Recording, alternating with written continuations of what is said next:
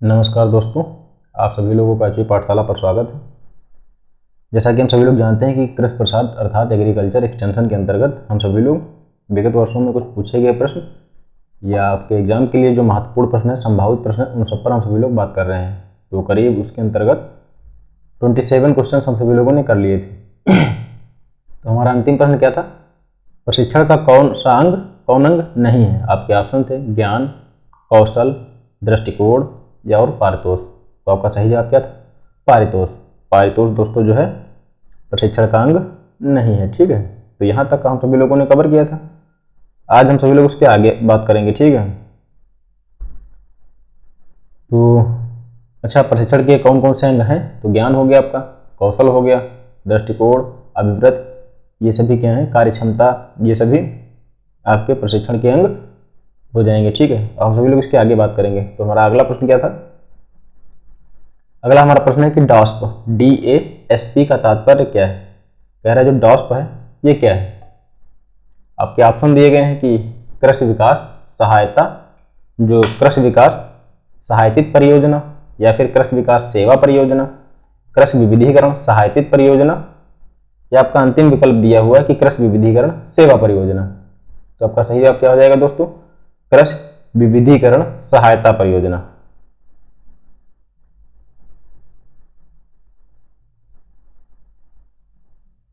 कृषि विविधीकरण सहायता परियोजना। तो इसका सही जवाब क्या हो जाएगा? आपका सी सही जवाब हो जाएगा। ठीक है, विकास नहीं होगा, ये भी नहीं होगा, सेवा परियोजना भी नहीं होगा, कृषि विविधीकृत सहायता परियोजना, ये हो जाएगा आपका सही जवाब। तो इसकी शुरुआत कब करी गई? 23 सितंबर 1998 को इसको प्रारंभ किया गया।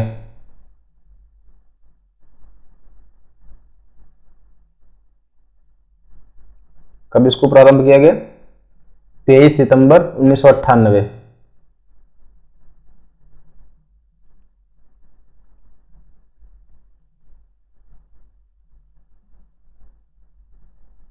तो डॉस, जिसे इसके अगर फुल फॉर्म की बात की जाए तो कृषि विविधीकृत सहायता परियोजना, इसकी शुरुआत कब की गई? 23 सितंबर 1998 को इसकी शुरुआत करी गई। ठीक है, अब इसके उद्देश्य की अगर बात की जाए, इसका उद्देश्य क्या है दोस्तों?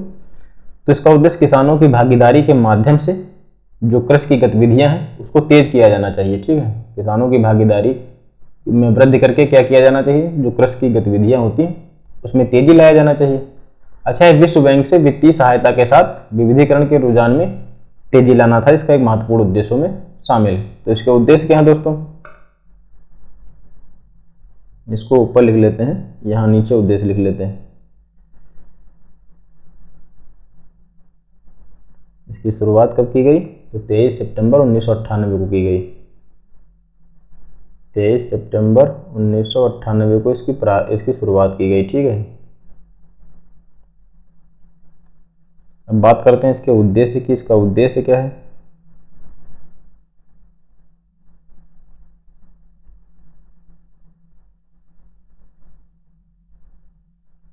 तो इसका उद्देश्य दोस्तों किसानों की भागीदारी के माध्यम से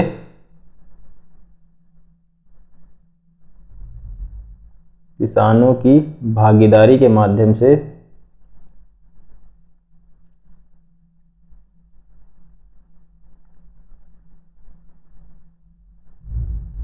किसानों की भागीदारी के माध्यम से कृषि गतिविधियों को तेज करने के लिए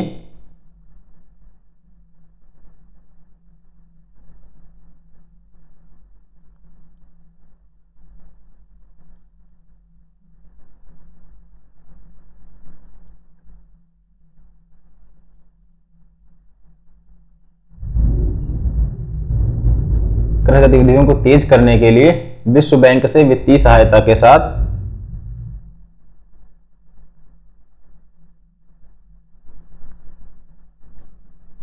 वित्तीय सहायता के साथ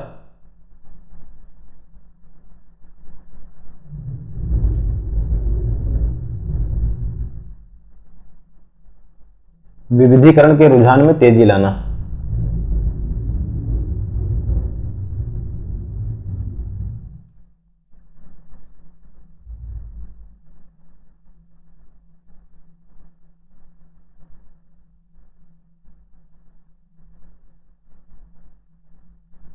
ये हो गया आपका उद्देश्य। ड्राफ्ट का तात्पर्य क्या होगा? किसानों की भागीदारी के माध्यम से कृषि विधियों को तेज करने के लिए विश्व बैंक से वित्तीय सहायता के साथ विविधीकरण के रुझान में तेजी लाना।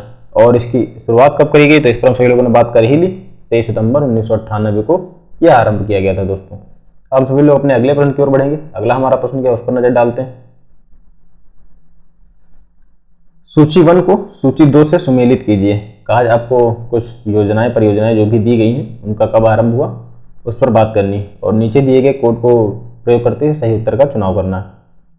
तो कह रहा है दोस्तों, कभी कभी फुल फॉर्म भी पूछे जाते हैं, कभी कभी सीधे तौर पर पूछे जाते हैं, और कभी कभी क्या होता है कि शॉर्ट फॉर्म में दे दिया जाता है जब प्रश्न को कठिन बनाना होता है।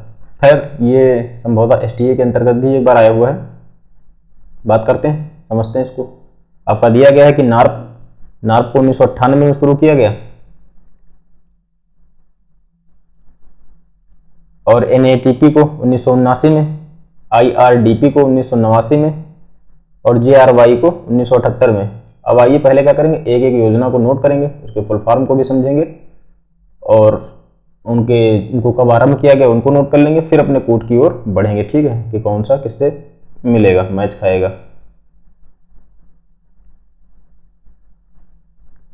तो आपकी नार्प परियोजना दोस्तों जो है कब शुरुआत की गई? तो वर्ष 1979 में शुरू की गई। कब शुरू की गई? तो वर्ष 1979 में शुरू की गई। और अगर इसके फुल फॉर्म की बात की जाए तो राष्ट्रीय कृषि अनुसंधान परियोजना इसका फुल फॉर्म हो जाएगा।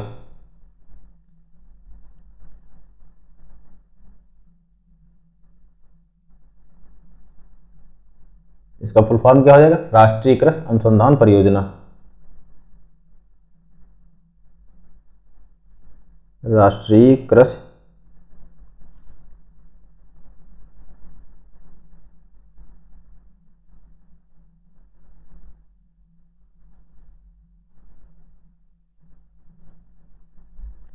राष्ट्रीय कृषि अनुसंधान परियोजना नार्प। इसका आरंभिक दौर क्या रहेगा? कहने का तात्पर्य है कि इसकी शुरुआत कब की गई? तो वर्ष 1979 में करी गई।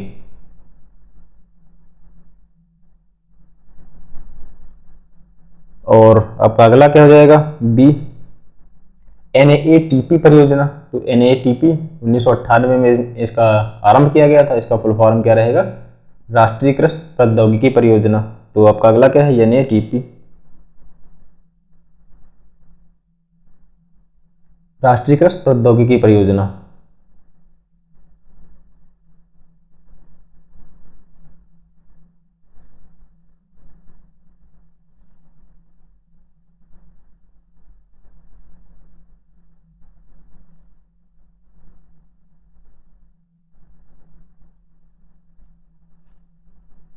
उन्नीस सौ अट्ठानबे।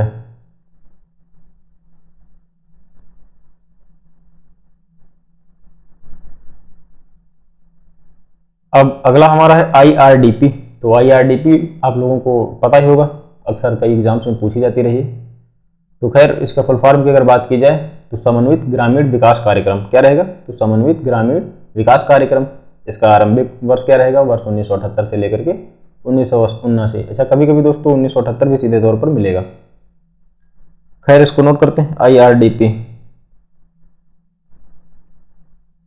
इसका फुल फॉर्म क्या है? समन्वित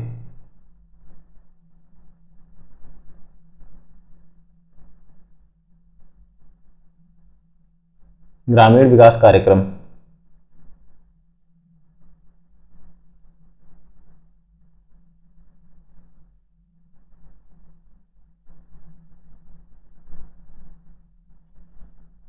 तो अगर समन्वित ग्रामीण विकास कार्यक्रम की बात की जाए तो वर्ष 1978 से 79।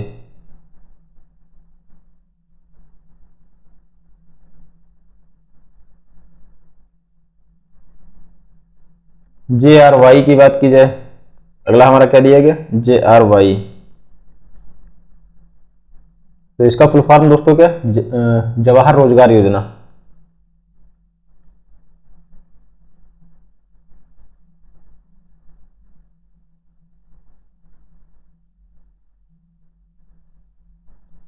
जवाहर रोजगार योजना, ठीक है, ये हो गया। अब इसका आरंभिक वर्ष क्या रहेगा? वर्ष 1989।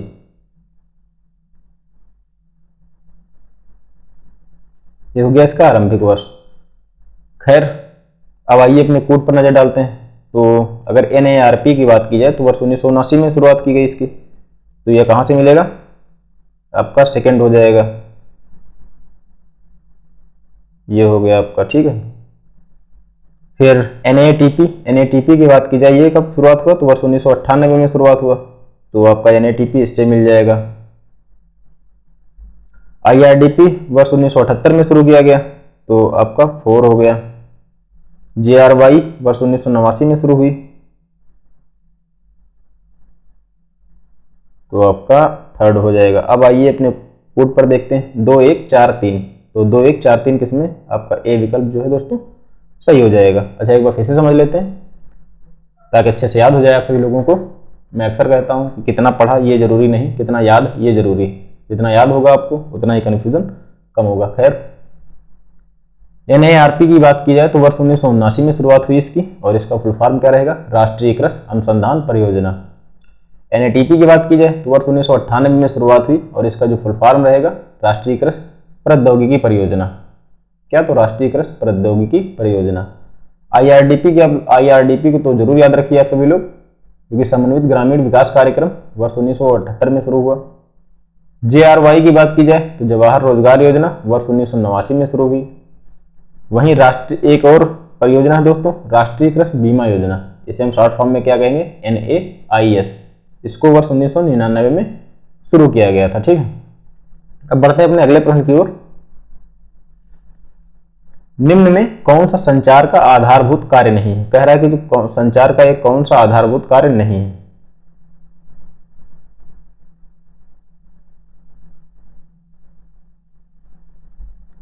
यहां पर बात की जा रही है कि संचार का आधारभूत कार्य कौन सा एक नहीं। आपके ऑप्शन दिए गए, सूचना, इंफॉर्मेशन, निर्देशन, प्रोत्साहन या फिर आज्ञा। तो इसका सही जवाब क्या हो जाएगा दोस्तों, प्रोत्साहन जो है कम्युनिकेशन का आधारभूत कार्य नहीं होता है, ठीक है। कम्युनिकेशन का जो आधारभूत कार्य है क्या नहीं होता है, तो प्रोत्साहन नहीं होता है।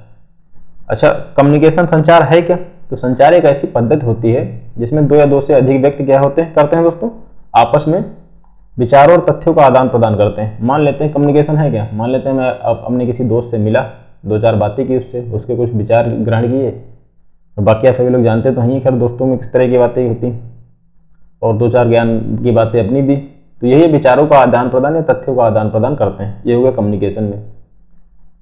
उनमें से प्रत्येक विषय के अर्थ तथा इसके प्रयोग को भली भांति समझता भी है। तो संचार का आधारभूत कार्य क्या नहीं होगा, आपके ऑप्शन दिए गए, सूचना, निर्देशन, प्रोत्साहन या फिर आज्ञा। तो इसका सही जवाब क्या हो जाएगा, प्रोत्साहन इसका सही जवाब हो जाएगा, ठीक है, कि प्रोत्साहन संचार का आधारभूत कार्य नहीं है। उम्मीद है कम्युनिकेशन किसे कहते हैं अच्छे से समझ पाए होंगे आप लोग। अब आगे बढ़ते हैं। निम्न में से कौन सा मूल स्थिरीकरण का उद्देश्य नहीं, कह रहा है कि जो मूल स्थिरीकरण का उद्देश्य नहीं है। तो इसका सही जवाब क्या हो जाएगा, आपके विकल्प, पहले अपने विकल्पों की बात करते हैं तो कृषकों के हितों की सुरक्षा, उचित मूल्य, कृषि कार्यों को प्रोत्साहन, जो कृषक हैं उनके हितों की सुरक्षा की जानी चाहिए। मूल स्थिरीकरण का उद्देश्य क्या नहीं हो सकता है भाई, कृषकों के हितों की सुरक्षा तो करी ही जानी चाहिए, ठीक है। उचित मूल्य भी उन्हें प्रदान किया जाना चाहिए, कृषि कार्यों को तो प्रोत्साहन दिया ही जाना चाहिए, और कृषि एवं उद्योगों में संतुलन। तो आपका सही जवाब क्या हो जाएगा, ये हो जाएगा कि कृषि और उद्योगों में संतुलन ये मूल्य स्थिरीकरण का उद्देश्य नहीं है, ठीक है। बाकी के आपके सही जवाब हो जाएंगे।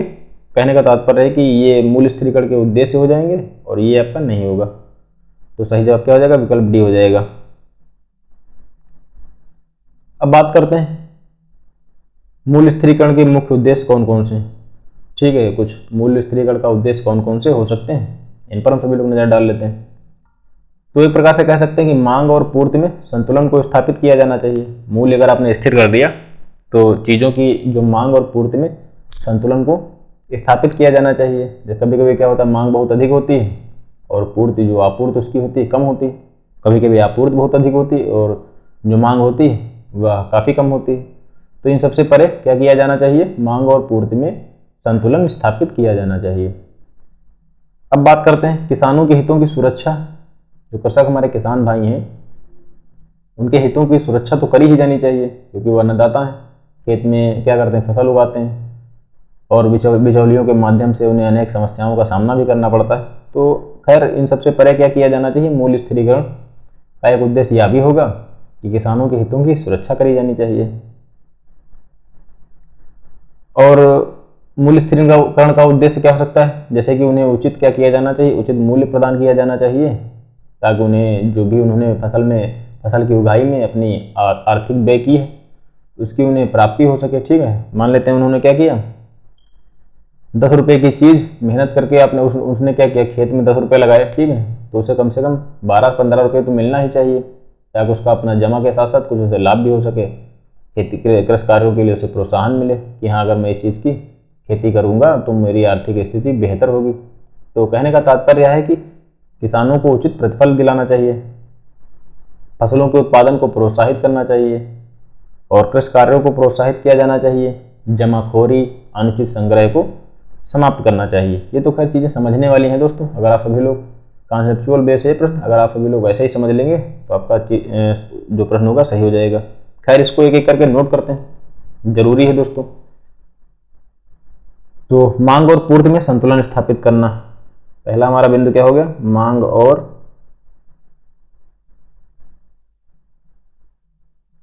पूर्ति में संतुलन स्थापित करना।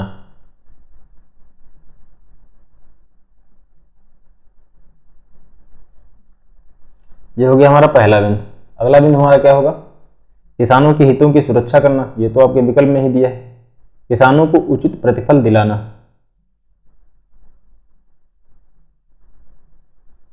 किसानों को उचित प्रतिफल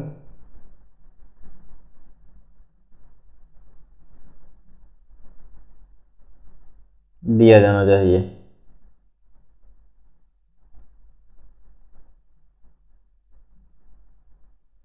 किसानों को क्या करना चाहिए, उचित प्रतिफल दिया जाना चाहिए। ठीक है, कृषि कार्यों को प्रोत्साहित किया जाना चाहिए, तो आपके विकल्प में ही है जमाखोरी। क्या अगला बिंदु हमारा रहेगा, जमाखोरी अनुचित संग्रह को समाप्त करना।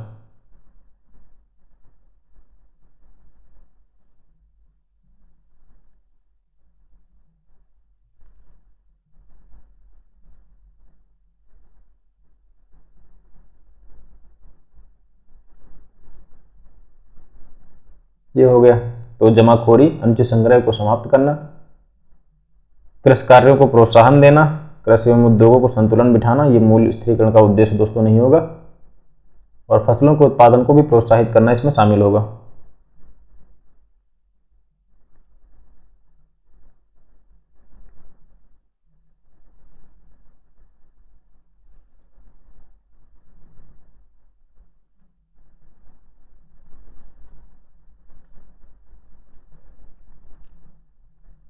आगे बढ़ते हैं, अगले प्रश्न पर नजर डालते हैं सभी लोग।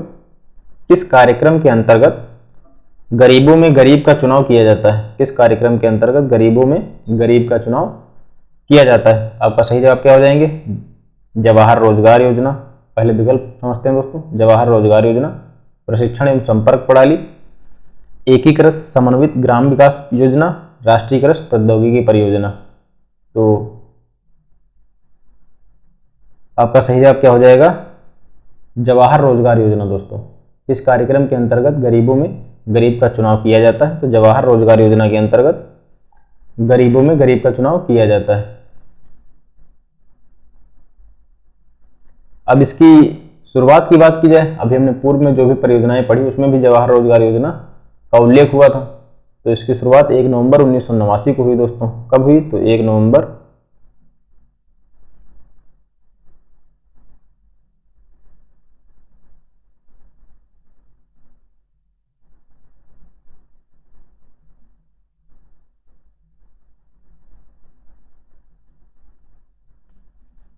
1989 को प्रारंभ करी गई। ठीक है, अब इसके उद्देश्यों की अगर बात की जाए तो पहले इसके उद्देश्यों को एक एक करके समझ लेते हैं दोस्तों, फिर बात करेंगे।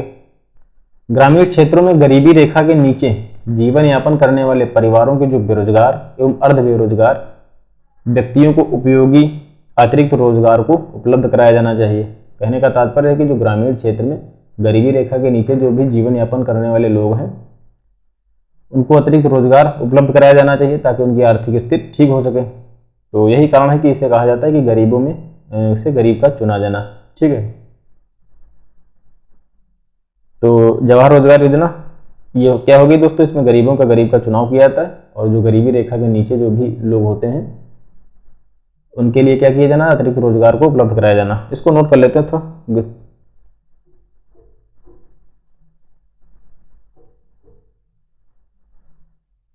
ग्रामीण क्षेत्रों में गरीबी रेखा के नीचे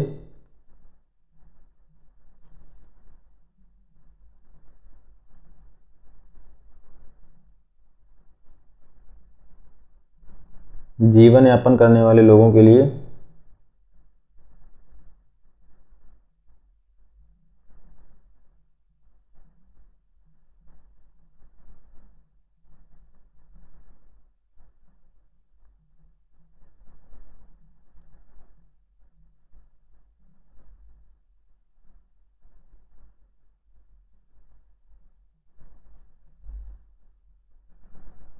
ग्रामीण क्षेत्रों में गरीबी रेखा के नीचे जीवन यापन करने वाले लोगों के लिए अतिरिक्त रोजगार उपलब्ध कराना।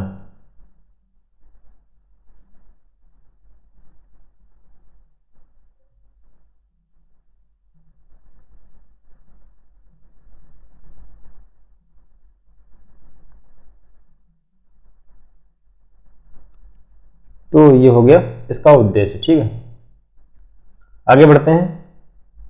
NARP का उद्देश्य क्या है? कह रहा है कि जो NARP है इसका उद्देश्य क्या है? अभी पूर्व में जो भी परियोजनाएं हैं उसमें भी उसमें नार्प का उल्लेख किया गया था दोस्तों। खैर, इसके उद्देश्य की बात करते हैं। यहाँ पर क्या पूछा गया, इसका उद्देश्य क्या है? पहले विकल्प समझते हैं। सभी फसलों पर अनुसंधान किया जाना चाहिए, जो भी फसलें हैं उन पर अनुसंधान करना, पशुपालन पर अनुसंधान करना, या फिर भूमि एवं जल संरक्षण तकनीक पर अनुसंधान करना, या उपरोक्त सभी। तो इसका सही जवाब क्या हो जाएगा दोस्तों? उपरोक्त सभी। जो भी ये 4 बिंदु हैं, आपके जो 3 बिंदु दिए गए, ये NARP के उद्देश्यों में शामिल है। इसका फुल फॉर्म हमने क्या बताया था? राष्ट्रीय कृषि अनुसंधान परियोजना। इसका आरंभिक वर्ष क्या रहेगा? वर्ष 1979 में विश्व बैंक के आर्थिक मदद से इसकी शुरुआत करी गई थी। इसका उद्देश्य क्या था, इसका लक्ष्य क्या था दोस्तों? तो कृषि से संबंधित सभी क्षेत्रों, जो भी कृषि से संबंधित सभी क्षेत्र हैं जैसे फसल, पशुपालन, भूमि व जल संरक्षण आदि के अनुसंधान को बढ़ावा देने के लिए नई तकनीकों का विकास किया जाना, ये सभी NARP के अंतर्गत शामिल है। तो फिर से समझते हैं NARP।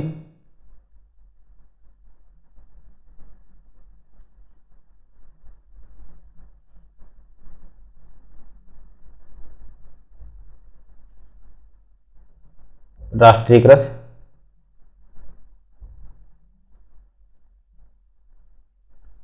अनुसंधान परियोजना।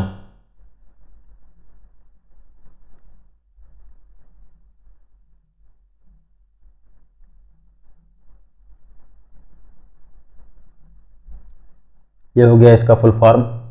और किसकी मदद से शुरुआत हुई? तो विश्व बैंक की आर्थिक मदद से शुरू हुआ। ठीक है दोस्तों।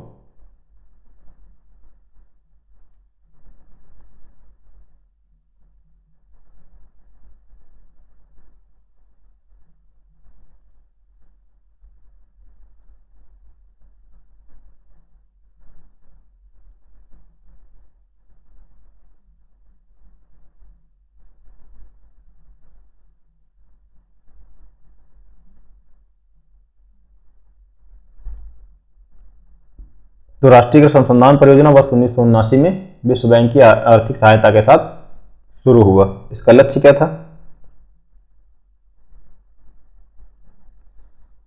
इसके अगर लक्ष्य की बात की जाए तो कृषि से संबंधित सभी क्षेत्रों में, कृषि से संबंधित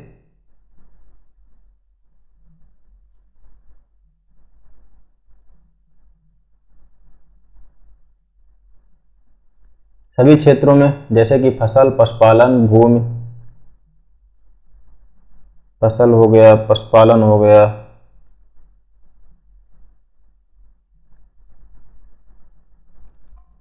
भूमि हो गया, जल संरक्षण हो गया,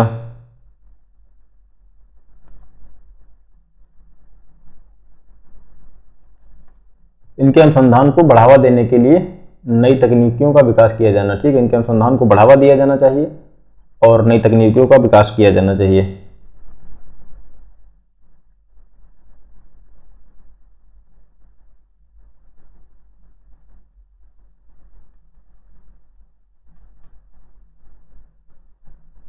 नई तकनीकियों को का विकास।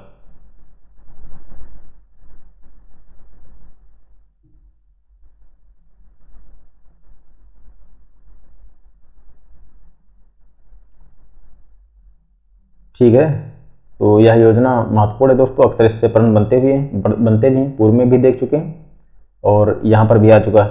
तो खैर, इसके उद्देश्य को हमने समझा। इसका आरंभिक वर्ष किसकी सहायता से शुरू हुआ, किसकी आर्थिक मदद की, किसके द्वारा आर्थिक मदद की गई, इन सब विभिन्न पहलुओं पर हम सभी लोगों ने बात कर ली। अब आगे बढ़ते हैं। केवीके का प्रतिभूत किया जाता है, जो केवीके है का प्रतिभूत किया जाता है।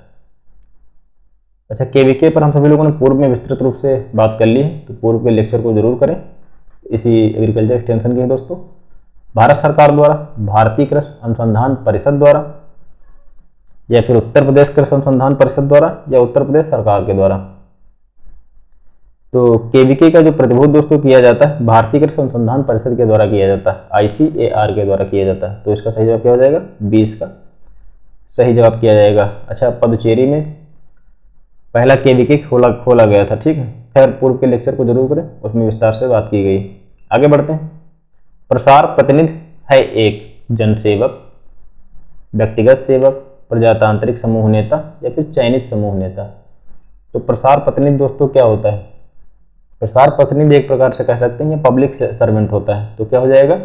जनसेवक हो जाएगा। इसका सही जवाब क्या हो जाएगा? ए सही जवाब हो जाएगा। जो सरकार द्वारा ग्रामीण विकास से संबंधित योजनाओं की जानकारी ग्रामीण स्तर पर लोगों के मध्य वितरित करने का कार्य करता है, अर्थात पहुंचाने का कार्य करता है। तो पब्लिक जो सर्वेंट होता है क्या करता है?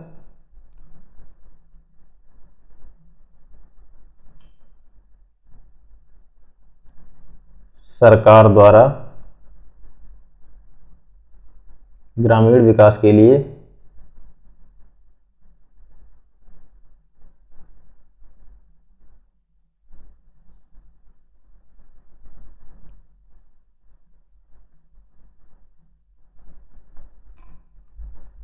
सरकार द्वारा ग्रामीण विकास के लिए चलाई गई जो भी परियोजनाएं होती हैं,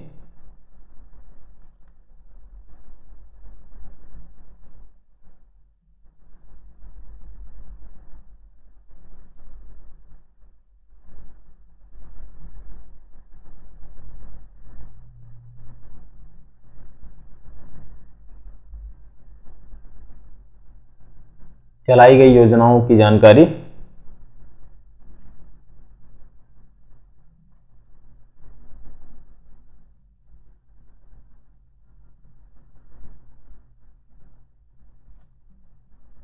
ग्रामीण स्तर पर लोगों के मध्य पहुंचाता है।